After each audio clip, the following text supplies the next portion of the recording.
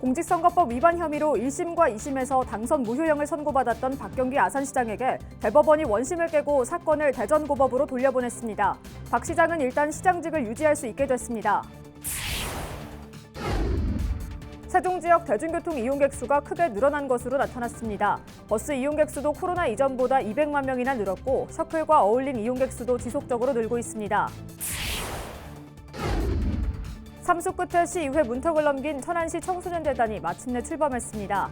천안의 청소년 시설을 통합해 운영하고 청소년 정책의 컨트롤타워 역할을 할 것으로 보입니다. 아산시가 도시 브랜드 평판 빅데이터 분석에서 역대 최고인 전국 7위에 올랐습니다. 시청자 여러분 안녕하십니까? BTV 뉴스입니다. 공직선거법 위반 혐의로 1심과 2심에서 당선 무효형을 선고받았던 박경기 아산시장에게 대법원이 원심을 깨고 사건을 대전고법으로 돌려보냈습니다. 박 시장은 일단 시장직을 유지할 수 있게 됐습니다. 보도에 김장섭 기자입니다. 지난 2022년 지방선거를 앞두고 상대 후보인 오세연 전 아산시장에 대한 허위 사실을 공표한 혐의로 재판에 넘겨진 박경기 아산시장. 1심과 2심에서는 모두 혐의가 인정된다며 당선 무효형인 벌금 1,500만 원을 선고했습니다. 하지만 대법원은 25일 열릴 선고 공판에서 원심을 파기하고 사건을 대전고법으로 돌려보냈습니다. 대법원은 원심은 피고인이 선임한 변호인들에게 소송 기록 접수 통지를 하지 않은 채 판결을 선고했다며 절차상 위법이 있다고 봤습니다. 이번 선고에서 대법원은 박 시장의 허위사실 공표 혐의에 대한 판단은 하지 않았습니다. 일단 시장직을 유지하게 된 박 시장은 시정에 집중하겠다는 뜻을 다시 한번 밝혔습니다. 앞으로 아산시정을 더욱더 더 심차게 이끌 수 있는 토대가 됐다고 생각합니다. 시민 여러분께서 걱정해 주셔서 감사합니다. 고맙습니다. 이와 관련해 아산시민단체 협의회는 선거법 위반 혐의가 아닌 절차상 문제를 들어 파기환송을 결정한 부분에 대해 유감스럽다는 입장을 밝혔습니다. 그러면서 공직선거법에 따라 3개월 안에 파기환송 재판을 신속하게 마무리해달라고 대전고법에 요청했습니다. 이번 대법원의 선고로 당장 우려했던 시정 공백은 발생하지 않게 됐지만 다시 재판을 받으며 시정을 운영할 수밖에 없는 상황은 계속되게 됐습니다.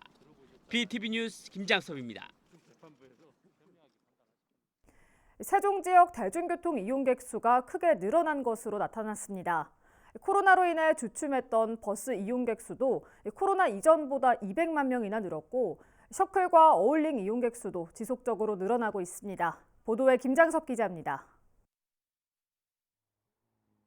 지난해 7월 광역 BRT 노선인 B2와 B4 노선에 투입되는 버스를 증차한 세종시. 광역 노선 1001번을 신설하는 등 이용객 편의를 높였습니다. 지난해 세종 지역 버스 이용객 수가 1,957만 명을 넘어섰습니다. 코로나19 확산으로 버스 이용객이 크게 줄어든 지 2년 만에 이전 수준을 회복한 데 이어 지난해에는 200만 명 이상 더 늘어난 겁니다. 수요응답형 콜버스 셔틀 이용자 수도 지난해부터 서비스 지역이 1생활권에서 2생활권 전역으로 확대되면서 서비스 시행 첫 해인 2021년 34만 명에서 지난해에는 66만 명까지 늘었습니다. 공영자전거 어울링 역시 지난해 기준 누적 가입자 수가 24만 8천 명을 돌파했고 연간 이용 횟수도 245만 3천 건을 넘어서며 5년 전보다 이용률이 4배 이상 늘었습니다. 시는 올해에도 광역 노선을 포함한 버스 노선을 확장하고 충청권 통합 환승 요금 체계를 구축하는 등 대중교통 이용 편의를 높이는 데 집중할 계획입니다. 특히 오는 9월 시행 예정인 이응패스 도입에 큰 기대를 하고 있습니다. 월 2만 원으로 5만 원까지 사용이 가능하며 어울림까지 무료로 이용이 가능한 이응패스는 여민정과 함께 세종시 새로운 시민 브랜드로 발전해 나갈 수 있도록 준비를 철저히 하겠습니다. 대중교통 이용객 수가 지속적으로 늘면서 세종시가 대중교통 중심 도시로 한 발 더 다가가고 있습니다. BTV 뉴스 김장섭입니다. 천안시 청소년 정책의 컨트롤타워 역할을 하게 될 청소년재단이 출범식을 열고 본격 운영에 들어갔습니다. 그동안 여러 기관에서 위탁 운영했던 청소년 시설을 통합해 직접 운영하고 지역에 특화된 정책도 선보일 것으로 기대됩니다. 초대 대표이사에는 교육계 인사인 한상경 대표가 취임했습니다. 송용환 기자의 보도입니다. 천안에 사는 청소년은 약 12만 명, 시 전체 인구의 18%에 달합니다. 청소년들이 이용하는 시설과 관련 업무도 덩달아 늘고 있습니다. 민선 7기인 2020년부터 청소년재단 설립을 추진한 천안시는 지난 2022년 10월 3번의 도전 끝에 재단 설립의 근거를 마련했습니다. 천안시 청소년 정책의 컨트롤타워 역할을 하게 될 청소년재단이 마침내 출범했습니다. 청소년의 행복과 성장을 이끄는 천안시 청소년재단이라는 미션과 비전도 공개했습니다. 재단 출범에 따라 그동안 민간 위탁으로 운영했던 천안시 청소년 수련관을 비롯한 관련 시설은 재단이 직접 운영하게 됩니다. 초대 대표이사를 맡게 된 한상경 대표는 천안교육지원청 교육국장과 충남교육청 과학교육원장 등을 역임한 교육계 인사입니다. 한 대표는 모든 청소년 기관과 계층을 통합해 특화된 청소년 정책을 개발해 나가겠다고 말했습니다. 그동안 대학에다가 위탁이 돼 있었습니다. 이번에 청소년재단이 되면서 통합이 되면서 저희가 그 기관들을 통해서 앞으로 우리 장애인, 그다음에 다문화, 학기밖 청소년, 비장애인이 함께 어우러지는 이런 행복한 천안시 청소년재단이 될 것으로 예상을 합니다. 재단 설립에 공을 들여온 천안시도 청소년 정책을 보다 능동적이고 한 단계 업그레이드할 수 있을 것이라고 기대했습니다. 청소년 모두의 욕구에 귀 기울이면서 원하는 길로 성장해 나갈 수 있도록 다양한 지원과 알맞은 환경을 제공하는 것이 청소년 재단의 존재 이유이자 태조산 수련관에 사무국을 두고 있는 청소년 재단은 오는 9월 불당동에 문을 여는 청소년 복합 커뮤니티 센터에 새 둥지를 틀 예정입니다. BTV 뉴스 송용환입니다. 해를 넘겼던 아산 방축동 제1공영주차장, 이른바 신정호 공영주차장 증축이 탄력을 받게 됐습니다. 관건이었던 도비 확보가 완료되면서 시는 올 연말 증축 완료를 목표로 사업을 추진하고 있습니다. 보도에 김장섭 기자입니다. 사업비 부족으로 1층 2단 규모로 건립된 아산 신정호 공영주차장입니다. 당초 지난해 연말 증축을 목표로 사업이 추진돼 왔지만 충남도의 긴축 재정으로 도비를 확보하지 못하면서 착공도 하지 못한 채 해를 넘기게 됐습니다. 여기에 원자재 가격 등이 오르면서 사업비가 40억 원에서 59억 원까지 상승하며 공사에 빨간불이 켜진 상황. 이런 가운데 도비가 확보되면서 신정호 공영주차장 증축에 탄력이 붙게 됐습니다. 확보된 도비는 모두 23억 원, 나머지는 시가 부담하게 됩니다. 증축이 되면 현재 1층 2단 166면에서 3층 4단 332면으로 주차 공간이 2배 늘어나며 가림시설 등이 설치돼 시설 이용에 불편이 줄어들 예정입니다. 어려운 여건 속에서도 도비를 확보한 시는 현재 실시 설계 용역을 마친 뒤 일부 설계 내용을 변경하는 절차를 밟고 있다며 늦어도 3월에는 착공에 들어가 연말 준공될 수 있도록 최선을 다하겠다고 밝혔습니다. 또한 증축 공사 기간에도 시민들의 불편을 줄이기 위해 1층 주차 공간을 이용할 수 있도록 최대한 노력할 예정입니다. BTV 뉴스 김장섭입니다. 아산시가 대한민국 도시브랜드 평판 빅데이터 분석에서 전국 7위를 기록하며 역대 최고 순위를 차지했습니다. 이번 순위는 한국기업평판연구소가 지난해 12월 23일부터 올해 1월 23일까지 대한민국 도시브랜드 빅데이터를 분석해 참여지수와 미디어지수, 소통지수 등 분야별 지수를 합산한 결과입니다.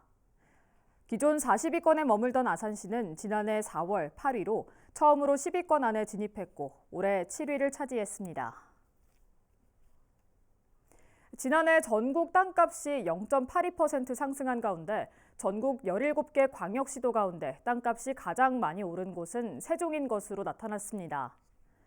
국토부가 발표한 2023년 전국 지가 상승률 및 토지 거래량에 따르면 세종시 땅값이 1.14%를 기록했고 서울이 1.11%, 경기가 1.08%로 그 뒤를 이었습니다. 충남의 경우는 0.72% 상승을 기록했습니다. 한편 지난해 전국 땅값 상승률 0.82%는 지난 2022년보다 1.91%포인트 하락한 수치며 글로벌 금융위기 여파로 땅값이 하락한 2008년 이후 15년 만에 가장 낮은 수준입니다.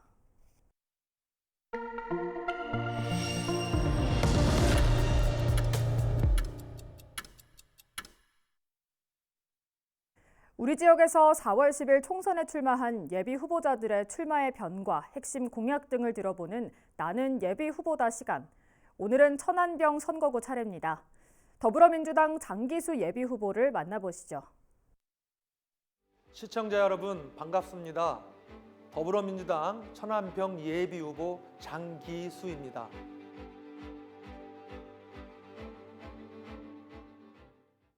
저는 지난 30년 올곧이 천안을 좋은 도시를 만들기 위해서 노력해왔습니다. 지난 윤석열 정권 2년은 군사 독재보다 더한 검찰 독재, 무너지는 민생경제, 후퇴하는 민주주의, 인권은 유린당하는 것을 목격하고 분노하였습니다. 피땀 흘려 쌓아온 우리의 역사가 한 사람으로 인해서 무너지는 것을 목격하면서 더 이상 참을 수 없는 분노를 느꼈습니다. 많은 시민들이 새로운 대한민국을 만들고 무너지는 서민 경제를 살리기 위해서 이제는 나서야 한다는 원성과 아우성을 외면할 수가 없었습니다. 저는 올해 기필코 윤석열 정권의 폭주를 멈추고 오로지 민생과 시민과 국민을 생각하는 국회 정치를 만들기 위해서 최선을 다하겠습니다. 시민께 약속드리겠습니다. 언론개혁과 검찰개혁 꼭 이루겠습니다. 국가 균형 발전과 자치분권 완성하겠습니다. 제 정치의 시발점인 봉서산 꼭 시민의 품으로 돌려드리겠습니다. 국회에서 더 이상 도심공원이 무너지지 않도록 제도적 법률적 보완을 통해서 봉서산을 시민께 온전히 돌려드리겠습니다. 저는 지난 30년 오로지 천안을 위해서 일해왔습니다. 시민운동 10년, 의정활동 8년, 충청남도 기관장 4년, 오로지 천안을 위해서 일해왔습니다. 지난 3년은 이재명과 함께 새로운 대한민국을 만들고자 노력하였습니다. 저는 다시 시민들과 함께 새로운 대한민국을 만들기 위해서 싸우겠습니다. 함께해 주십시오.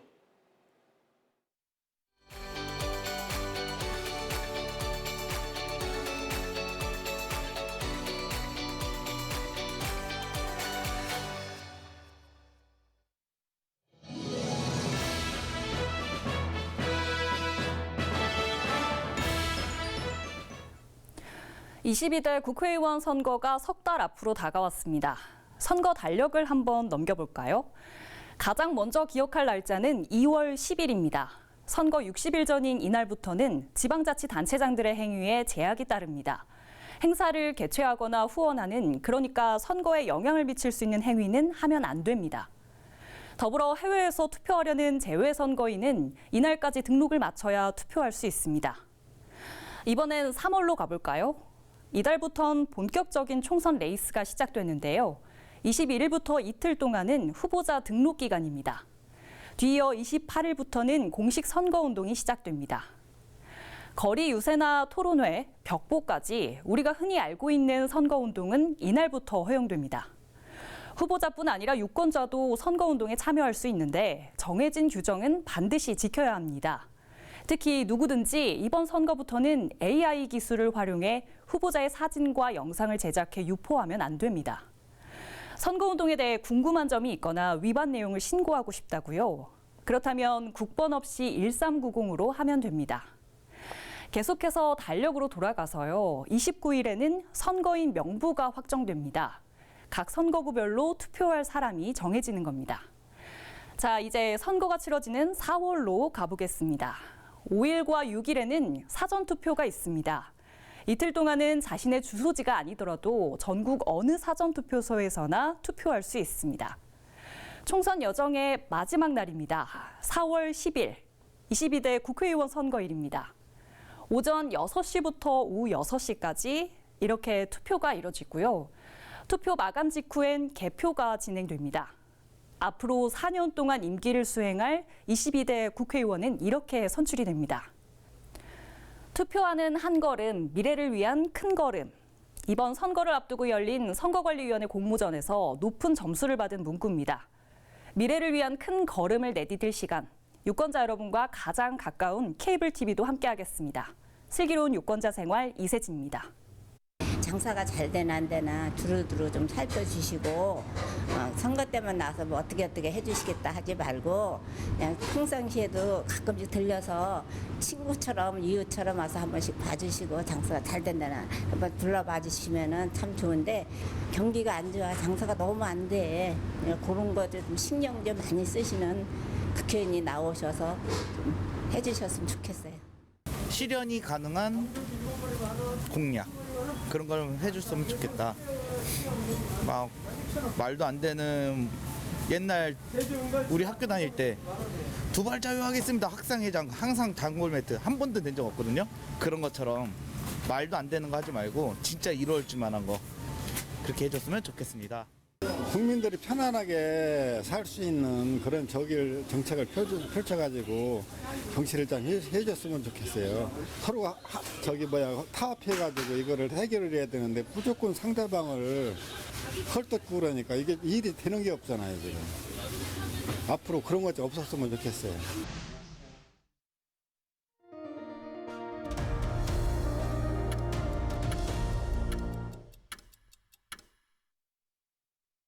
지난해 여름 세종시에 쏟아진 기록적인 폭우로 금강변에 설치된 여러 공공시설물이 큰 피해를 입었는데요. 그중에서도 특히 합강 오토 캠핑장은 전체가 물에 잠겨 쑥대밭이 된 바 있습니다. 하지만 반년이 지난 지금도 야영객을 받지 못하고 있다는데요. 과연 언제쯤 재개장이 가능할지 김우순 기자가 취재했습니다. 지난해 7월 15일 쏟아진 집중호우로 그야말로 물바다로 변했던 세종시 합강 오토 캠핑장. 그로부터 정확히 6개월이 지났지만 아직도 재개장을 하지 못하고 있습니다. 그동안 정비를 통해 야영장은 어느 정도 제 모습을 찾았지만 전기나 오수 처리 시설 등은 여전히 그대로입니다. 캠핑장 안쪽엔 지난 집중호우 당시 침수 피해를 입었던 76대의 카라반과 캐빈하우스 등이 처리되지 못한 채 이렇게 방치돼 있습니다. 아직 보상 절차를 마무리하지 못했기 때문입니다. 세종시는 현재 진행 중인 복구 설계를 이달 중 마무리 짓고 향후 캠핑장 운영 방안을 정한다는 방침입니다. 이를 토대로 다음 달 복구 공사에 착수해 늦어도 오는 6월까지는 재개장하는 것을 목표로 하고 있습니다. 또 수해를 입은 합강 캠핑장을 다양한 야영 문화를 즐길 수 있는 고품격의 캠핑장으로 재조성해서 운영하도록 계획을 만들어 나가겠습니다. 아직 구체적인 방향은 나오지 않았지만 바베큐존이나 체험존과 같이 구역별 테마가 있는 야영존을 운영한다는 구상입니다. 또 집중호우 때 가장 큰 피해를 입었던 정박용 카라반존은 사라지는 대신 캠퍼가 직접 끌고 와 이용하는 개별 카라반존이 들어설 예정입니다. 이에 따라 침수 피해를 입은 카라반은 지방재정 공제회로부터 보상 절차가 마무리되면 매각하거나 자체 활용하는 등의 방안이 모색될 걸로 보입니다. 오는 6월쯤 재개장을 목표로 하고 있는 합강 오토 캠핑장. 하지만 곧바로 장마철로 접어드는 만큼 집중호우에 따른 침수 피해 우려는 사그라지지 않을 전망입니다. BTV 뉴스 김우순입니다. 해마다 이맘때면 전국의 어린이와 청소년들이 손꼽아 기다리는 행사가 있습니다. 올해로 28년째 계속되고 있는 백석 쿰캠프인데요. 참가자들의 인성교육과 함께 다양한 직업을 체험해 볼 수 있는 기회가 됐습니다. 송용환 기자가 취재했습니다. 승무원 유니폼을 입은 대학생 언니들이 비행기 안에서처럼 카트를 밀고 음료를 나눠줍니다.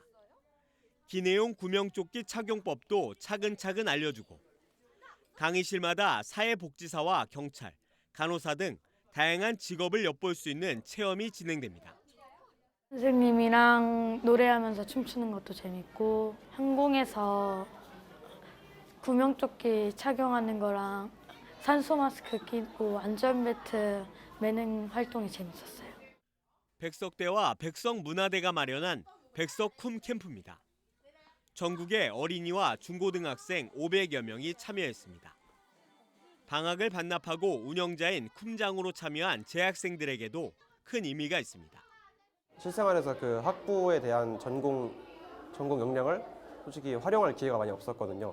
근데 이번 공동체나 영역 활동에서 경찰학부 전공 지식을 활용할 기회를 많이 주셨어요. 그래서 여러 학생들을 모여가지고 인성의 중요성이 진짜 그들의 미래를 위해서 중요한 것이라는 것을 우리가 교육하고 그들이 좋은 꿈과 희망을 갖는 계기가 될 수 있는 것 같습니다. 1997년부터 시작한 이 캠프는 백석대 하면 떠오르는 브랜드로 자리 잡고 있습니다. BTV 뉴스 송용환입니다. 충남도는 다음 달 설 연휴를 앞두고 노로바이러스 등 다양한 호흡기 감염병이 유행함에 따라 비상 방역 체계를 조기 가동합니다. 노로바이러스 감염증은 최근 5년 내 최고 수준으로 발생하고 있으며 호흡기 세포 융합 바이러스 감염증도 확산 추세입니다. 도는 각 시군 보건소와 함께 비상방역 상황실 근무자를 편성하고 명절 연휴를 포함해 다음 달 18일까지 비상방역 체계를 운영하기로 했습니다. 천안시가 오는 10월까지 38억 원을 들여 천호지에 야간 경관 사업을 벌입니다. 시는 호수의 경관 자원과 주변을 연계한 특화 공간을 도입해 천호지의 정체성을 강화할 예정입니다. 앞으로 실시 설계와 계약 등의 행정 절차를 거쳐 오는 5월 착공할 계획입니다. 행복도시 건설청이 행복도시 세종동의 국립도시건축박물관 건립공사를 착공했습니다. 도시건축박물관은 총 사업비 1,800억 원이 투입되며 지하 2층, 지상 3층으로 국립박물관 단지 내 개별 박물관 중 최대 규모로 오는 2026년 상반기 준공될 예정입니다. 한편 도시건축박물관은 전통 한옥의 목조 구조를 현대적으로 재해석, 재현해 건축물 그 자체가 전시가 되는 국내 최초의 도시건축 박물관입니다. 천안시가 충남도와 함께 철도 정기승차권 교통비를 지원합니다. 대상은 일반 철도와 고속철도 정기승차권을 이용해 수도권으로 통학하는 학생과 기준 중위소득 150% 이하인 천안 시민으로 사용한 승차권 금액의 25%를 지역화폐로 환급합니다.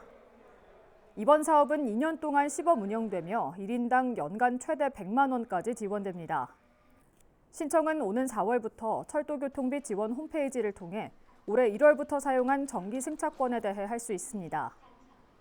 다만 지난해 12월부터 올해 1월까지 이어서 사용한 정기 승차권은 지원 대상이 아닙니다. 노로바이러스 감염증이 최근 5년 이내 최고 수준으로 발생하고 있는데요. 유행성 바이러스 위장염으로 나이와 관계없이 감염될 수 있으며 철저한 손 위생 관리가 가장 중요하다고 합니다. 따라서 흐르는 물에 비누로 손을 깨끗이 씻는 등 개인 위생 관리에 유의하시면 좋을 것 같습니다. 이상으로 BTV 뉴스를 마칩니다. 시청해주신 여러분 고맙습니다.